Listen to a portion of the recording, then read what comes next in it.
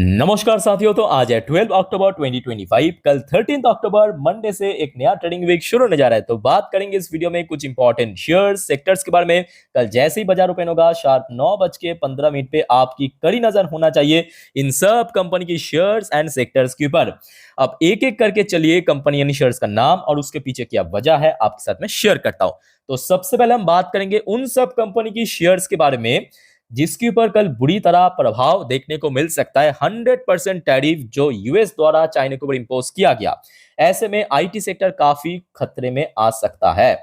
और खास करके ऐसे आईटी कंपनी जो यूएस से रेवेन्यू जनरेट करता है, फॉर एग्जांपल टीसीएस हो सकता है, इन्फोसिस हो सकता है, क्योंकि ऑलरेडी हमने देखा था फ्राइडे नाइट में जिस दिन ये इंसिडेंट हुआ था, ऑलरेडी यूएस मार्केट में तो गिरावट हुआ ही था।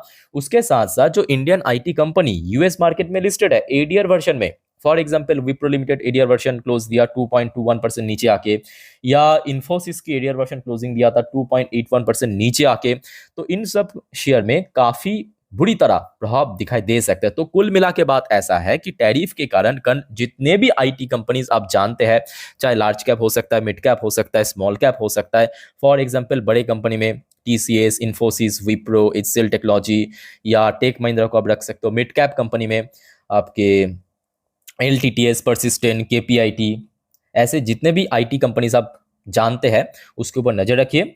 मोस्टली कल गिरने का चांस है। ओके, अच्छा, इसके साथ साथ मैं अलग से कहूंगा एचसीएल टेक्नोलॉजी का नाम, बिकॉज कल देखिए 13 तारीख एचसीएल टेक्नोलॉजी की Q2 की रिजल्ट भी आउट होगा, मतलब अर्निंग प्रेजेंट करेगा कंपनी, साथ में डिविडेंड भी पे करेगा। तो इसके ऊपर भी अलग से फोकस रखना। अच्छा खैर, ये तो हो गया आईटी कंपनी। अब देखिए बहुत लोगों को शायद मालूम नहीं है, जैसे कि आईटी की एक मेन मार्केट यूएस है, ठीक same to same Indian pharmaceutical companies के लिए भी एक बहुत बड़ी मार्केट है यूएस।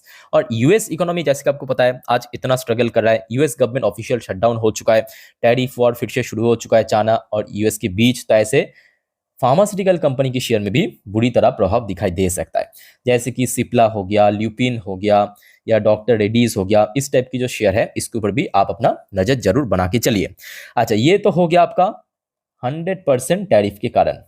ठीक है, अब देखिए देखना होगा कि बाजार कितना नीचे ओपन होता है, उसके बाद रिकवर कर पा रहा है या नहीं पा रहा है, वो बात की बात है। ठीक है, बट मोस्टली इन सब सेक्टर्स एंड शेयर्स में कल बुरी तरह इंपैक्ट पड़ सकता है 100% टैरिफ का। अच्छा, इसके साथ साथ साथियों देखिए ये न्यूज ऑलरेडी आपको मैं लास्ट डे दे दिया था, रिलायंस पावर के ऊपर जो अपडेट आया था। Reliance power executive Anil Ambani aide Ashok Kumar Pal sent to 2 day of custody after ED arrest. तो यहाँ पे रिलायंस पावर की एक बहुत वाइटल बोर्ड ऑफ डायरेक्टर को ईडी द्वारा अरेस्ट करने के कारण, और ऑलरेडी हमने देखा था लास्ट डे शेयर लगभग 8.5% चल गया था। तो मोस्टली चांस यह है कि दिस इंसिडेंट के कारण कल रिलायंस पावर की शेयर में भी बुरी तरह इंपैक्ट पड़ सकता है, मतलब काफी गिरावट हो सकता है। ठीक है, अच्छा, इसके अलावा ऑलमोस्ट सिमिलर टाइप की इंसिडेंट मुथूट ग्रुप के साथ भी हुआ था। तो just because Muthoot finance, Muthoot micro finance, इसके ऊपर भी नजर रखिए। ये है न्यूज, ये ऑलरेडी मैं देखिए यहाँ पे जितने भी न्यूज मैं आपको दिखा रहा हूं ना, वो ऑलरेडी मैं कल दे चुका हूं, बस रिमाइंडिंग पर्पस आप देख लीजिए याद दिलाने की कारण। ठीक है, ED question Muthoot group MD managing director. तो आप समझ पा रहे हो कि कोई भी ग्रुप या कोई भी कंपनीज के लिए एमडी, सीईओ, सीएफओ, सीओ ये बहुत मायने रखता है। फ्रॉड केस, मनी लॉन्ड्रिंग की केस के कारण उनको इन्वेस्टिगेशन में लाया है। ठीक है, सो कहीं ना कहीं कल मुथूट ग्रुप की जो 2 कंपनी है इसको भी थोड़ा सा प्रेशर बन सकता है। सो इन सब शेयर के ऊपर दोस्तों नजर रखना, इसीलिए क्योंकि इसमें कल गिरावट होने का मोस्टली चांस है। अब देखिए बहुत सारे शेयर में ना पिछले 2 दिनों से कुछ बढ़िया अपडेट भी आया था, मतलब अच्छा न्यूज आया था। सो इसके ऊपर भी नजर रखिए, बिकॉज अगर बाजार थोड़ा सा रिकवर करने लगा, मेरे बात को ध्यान से सुनिएगा सर, अगर बाजार थोड़ा सा रिकवर करने लगा या रिकवरी की मूड में देखने को मिला, तो कहीं ना कहीं इन सब शेयर में गिरावट बहुत दूर की बात है, तेजी होने का भी बहुत बड़ा चांस है। ये भी मैं इक्वली कह रहा हूं। ठीक है, तो मेनली बात यह कि इन सब शेयर के ऊपर नजर बने रखिए।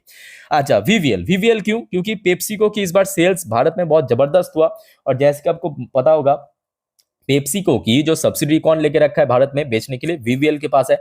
सो जिस बिकॉज कल वीवीएल की शेयर के ऊपर नजर रखिए। इसके अलावा सर वीवीएल के बाद एंजल वन। अच्छा, सेबी की तरफ से कुछ रूल्स एंड रेगुलेशन थोड़ा सा और सरल यानी ईजेस करने के कारण जितने भी कैपिटल मार्केट की शेयर आप जानते हैं, चाहे बीएससी हो सकता है, एंजल हो सकता है, मोतीलाल हो सकता है, सीडीएसएल हो सकता है, इन सब के ऊपर नजर रखना, ठीक है। अच्छा, उसके बाद सर आ जाइए रेलटेल। अच्छा, रेलटेल कॉर्पोरेशन को रिसेंटली एक ऑर्डर मिला था, ऑलरेडी आपको मैं लास्ट अपडेट दे चुका हूं। सो रेलटेल के ऊपर भी नजर रखना। उसके बाद सर आगे बढ़ते हैं नेक्स्ट टॉपिक पे, पर उसके पहले आप सभी को मैं रिक्वेस्ट करूंगा, अगर आपको वीडियो भी तक अच्छा लगा, इन्फॉर्मेटिव लगा, प्लीज वीडियो को लाइक करना और प्लीज चैनल को सब्सक्राइब भी करके रखना, ऐसी इन्फॉर्मेटिव वीडियो हर रोज हर वक्त पाने के लिए। और याद रखना मेरे प्यारे साथियों, आज रात की जो 10:30 वाली वीडियो आएगा, जिस पर आप नेक्स्ट डे मार्केट प्रेडिक्शन, पूरे दिन शेयर बाजार के अपडेट को डिटेल में कवर करेंगे, उस वीडियो को तो कतई मिस मत करना। इवन उसके बाद जो रात की 12 बजे की वीडियो आएगा, जिस पर हम एंटायर दिन की जियोपॉलिटिकल अपडेट को कवर करेंगे, मिस मत करना, ठीक है। सो काइंडली रिक्वेस्ट करूंगा आप सभी को, चैनल को सब्सक्राइब करके रखिए। अच्छा, इसके साथ साथ देखिए कुछ रियलिटी सेक्टर की कंपनी, इसके ऊपर भी ऑलरेडी आपको मैं अपडेट दे चुका हूं। गोदरेज प्रॉपर्टीज के ऊपर नजर रखना। अच्छा, स्पाइस जेट जो है अपना जो एयरक्राफ्ट है वो इंक्रीज करने जा रहा है। एयरक्राफ्ट इंक्रीज करेगा मतलब आपके व्यापार बढ़ेगा, तो इसके ऊपर भी नजर रखना। इसके अलावा सर मझगांव डॉक के अंदर कुछ म्यूचुअल फंड ने अपना स्टेक इंक्रीज किया, मतलब जो अपना निवेश बढ़ाया है, ठीक है। मझगांव डॉक के ऊपर नजर रखिए। आइशर मोटर भी सेम टू सेम रीजन के कारण, सब देखिए अच्छी अच्छी कंपनी है। सो लेट्स सी कल क्या होता है। अगर बाजार थोड़ा सा भी रिकवरी की मूड में आ गया ना, थोड़ा सा भी, सो इन सब शेयर में देखना एक अच्छा गेनिंग भी होने का चांस है। सो डोंट वरी, आप लोग बस पेशेंस रखिए, देखते जाइए, जो भी इंसिडेंट हो रहा है टाइम टू टाइम अपडेट लेते जाइए। अच्छा, भारतीय ग्रुप की तरफ से भी कुछ बढ़िया अपडेट आया था, तो भारतीय एयरटेल की शेयर के ऊपर नजर रखिए। अच्छा, इसके अलावा केपीआई ग्रीन एनर्जी, इसके ऊपर भी ऑलरेडी आपको मैं लास्ट अपडेट दे चुका हूं, तो इसके ऊपर भी नजर रखिए। जेन टेक्नोलॉजी जो रिसेंटली एक ऑर्डर मिला था, ऑलरेडी आपको मैं दे चुका हूं, एक बार मैं आपको दिखाने की फिर से कोशिश करता हूं। हाँ, ये देखिए, शुक्रवार के दिन की अपडेट था, कंपनी को 37 करोड़ की ऑर्डर मिला था, ठीक है। यहाँ पे हर एक शेयर में, मतलब हर एक शेयर के पीछे कुछ ना कुछ रीजन है। सो दिस बिकॉज मैं आपको दिखा रहा हूँ। अच्छा, टाटा पावर वाली न्यूज ऑलरेडी आपको मैं दे चुका हूँ। टाटा पावर की शेयर भी आज हमने देखा कि कहीं ना कहीं 400 के रेंज पे थोड़ा बहुत स्ट्रगल कर रहा है। सो 400 का लेवल कल के लिए वाइटल है, तो इसको ऊपर नजर रखिए। इसके अलावा अच्छा, अब क्योंकि देखिए टैरिफ वॉर फिर से शुरू हो चुका है, और याद रखना टैरिफ वॉर जितना शुरू होगा उतना कमोडिटी मार्केट में प्रेशर बढ़ेगा, मतलब कमोडिटी मार्केट में और ज्यादा गेनिंग होगा। गोल्ड सिल्वर वो तो बहुत ऊपर की बात है, उसमें तो तेजी होगा। और जितने भी non expensive metal, for example aluminium, copper, iron plates, सब के अंदर दोस्तों तेजी हो सकता है। और ऐसे में कल मेटल सेक्टर में एक बहुत बड़ा चांस है गेनिंग होने का, जैसे कि हिंदुस्तान जिंक हो गया, वेदांता हो गया, सेल हो गया, आपके जीएमडीसी हो गया। जीएमडीसी तो स्पेसिफिकली मैं कहूँगा अलग से, क्योंकि ये आपकी रेयर अर्थ माइनिंग भी करता है, ठीक है। और जिसके कारण पिछले कुछ महीनों से हमने देखा, जब से सरकार ने रेयर अर्थ के ऊपर सपोर्ट करना शुरू किया, शेयर देखिए 100% चल चुका है, आज अपना लाइफ टाइम हाई पे चल रहा है। सो इन सब जो माइनिंग सेक्टर या मेटल सेक्टर की शेयर के ऊपर नजर रखिए कल। इसके अलावा सर अच्छा, कैम्स वाली न्यूज ऑलरेडी आपको मैं फ्राइडे दे चुका हूँ। बाजार क्लोज होने के बाद कैम्स की जो अपडेट आया था 1:5 रेशियो में स्टॉक स्प्लिट। सो कैम्स की शेयर के ऊपर भी नजर रखिए। ये देखिए, ये फ्राइडे नाइट की अपडेट है, बाजार क्लोज होने के बाद का। अच्छा, उसके बाद देखिए शेनको गोल्ड की बिजनेस की अपडेट आया था, तो शेनको गोल्ड के ऊपर नजर रखना। एनएचपीसी के ऊपर लास्ट डे ऑलरेडी आपको मैं अपडेट दे चुका हूँ रात की 9:30 वाली वीडियो में, इसके ऊपर भी कल नजर रखिए। इसके अलावा देखिए डीमार्ट की लास्ट डे रिजल्ट आउट हुआ। अब देखिए डीमार्ट के ऊपर मैं कहूंगा 50-50 है। 50-50 इसलिए है क्योंकि देखिए कंपनी की रिजल्ट एवरेज टाइप का आया, ठीक है, एवरेज टाइप का आया। अब देखिए कल ब्रोकरेज की तरफ से अगर ठीक ठाक रेस्पॉन्स मिल गया, सो कहीं ना कहीं डीमार्ट की शेयर भी अच्छा रेस्पॉन्स कर सकता है, बट यहाँ पे 50-50 चांस है कुल मिला के। अच्छा, लोधा डेवलपर्स जो कि एक रियलिटी सेक्टर की कंपनी है, इसके ऊपर भी नजर रखिए, बिकॉज इसकी भी बिजनेस की अपडेट आया। अच्छा, इम्टार टेक्नोलॉजी के ऊपर रिसेंटली एक अपडेट है आज की डेट में, जो आपको मैं नहीं दिया, नेक्स्ट वीडियो में दूंगा, ठीक है। तो कुल मिला के इम्टार टेक्नोलॉजी के ऊपर भी नजर रखिए।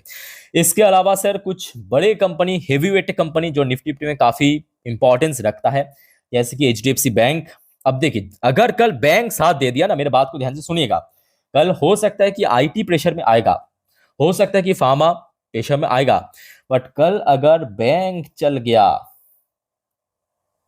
बैंक अगर कल ठीक ठाक साथ दे दिया, याद रखना, क्योंकि एफआईएस लगातार इनफ्लो आ रहा है, एफआईएस की पिछले 4 दिनों में हुआ, और एफआईएस की जब जब इनफ्लो आएगा बैंक्स में आपको बहुत अच्छा मूवमेंट देखने को मिलेगा। और यही बहुत बड़ी वजह है कि आज देखिए बैंक निफ्टी कहां से कहां पहुंच गया, है ना। सो बैंक्स अगर साथ दे दिया तो कहीं ना कहीं कल बाजार में एक सॉलिड रिकवरी भी हो सकता है। और हम अंबानी जी को तो कभी भूल नहीं सकते, इसका भी वेटेज बहुत ज्यादा है, तो रिलायंस के ऊपर भी नजर रखना, ठीक है। सो दोस्तों जितने भी इंडिविजुअल कंपनी की शेयर था वो तो आपको मैं दे दिया अपडेट, इसके ऊपर नजर रखिए कल रिमाइंडर पर्पस। अब चलिए कुछ ग्रुप ऑफ कंपनी की शेयर के ऊपर लेके चलता हूँ। कर लिया निफ्टी 50 की टॉप 10 वेटेज की रिपोर्ट की। पर अब देखिए निफ्टी 50 में हो सकता है कि 50 शेयर है, बट निफ्टी 50 को असल मायने में चलाता है उसमें मौजूद टॉप 10 वेटेज रखने वाली शेयर।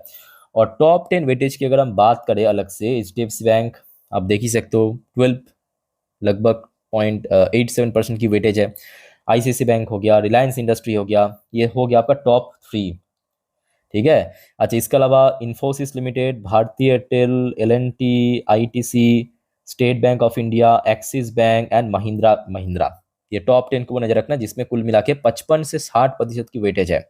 अच्छा, कुछ सेक्टर वाइज अगर हम बात करें, निफ्टी फाइनेंशियल सर्विस सेक्टर जिसमें लगभग 36.47% की वेटेज है, मतलब banks and non banking NBFC included है, तो इसको भी नजर रखिए। इसके अलावा देखिए आईटी सेक्टर, ऑब्वियसली बात है कि कल एक तो टैरिफ की वजह से गिर सकता है, तो ये भी बहुत इंपॉर्टेंट सेक्टर है वेटेज के अनुसार मैं कह रहा हूँ।